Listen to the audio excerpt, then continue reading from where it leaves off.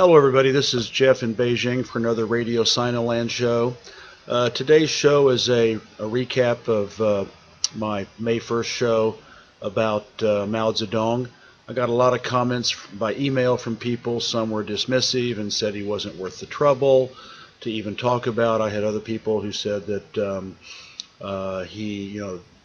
that the Cultural Revolution actually did some good things for China. I had some people who said he was still a monster. In any case, kind of a range of opinions, and I replied to every one of them.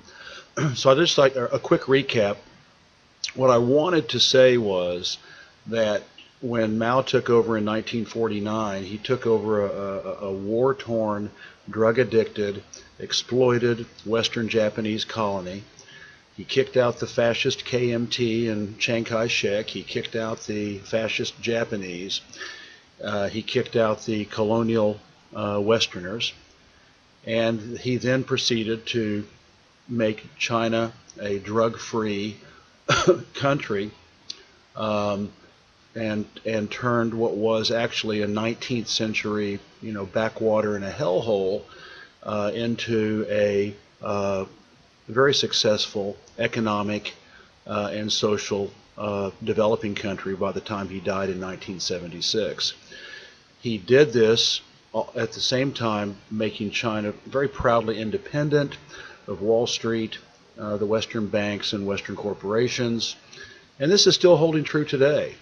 And so this actually, when he died in 76, when Deng Xiaoping, the paramount leader after Mao's death, when he started his reforms in 1978, which is what we are experiencing now today, that would have never happened without all of the amazing infrastructural, economic, and social progress that Mao created. I said that in the historical context of Europe and the United States, Mao was a pretty run-of-the-mill revolutionary, and that all revolutions are bloody affairs since they entail the loss of one class's power to another, be it the American Revolution, the French Revolution, the Russian Revolution, or the Chinese Revolution.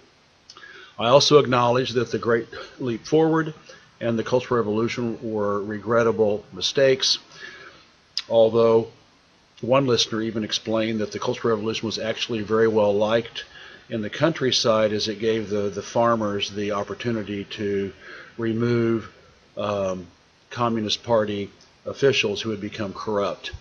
And he even sent me a link of a book available on Amazon called The Unknown Cultural Revolution by a writer named Dongping Han, H-A-N. Maybe when I go back to the States one day, I'll pick it up and read it. And I also said that compared to all the atrocities committed by around the world, not in China, but around the world by the West for the last 500 years of Euro-American colonialism, which is continuing to this day, as we know, in the Middle East and Africa, that it puts into proper perspective these historical events in China's modern history. I did not say that Mao was an angel or a saint, only that for the Chinese, his achievements overwhelmingly outweighed the negative impact of the Great Leap Forward in the Cultural Revolution.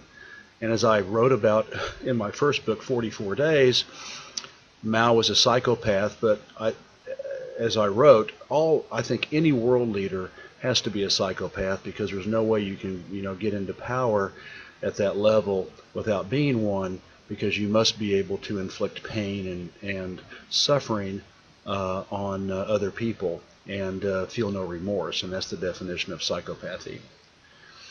So that's what I really wanted to say. He's a fascinating. He was a fascinating person. It was a fascinating time, and I wanted to simply put everything in perspective, comparing Europe, the United States, what has happened, where they have been active around the world for the last 500 years and still are, and what happened here in China, and tried to put it into proper perspective. that's just a quick wrap up on that, and I'll have another show here shortly.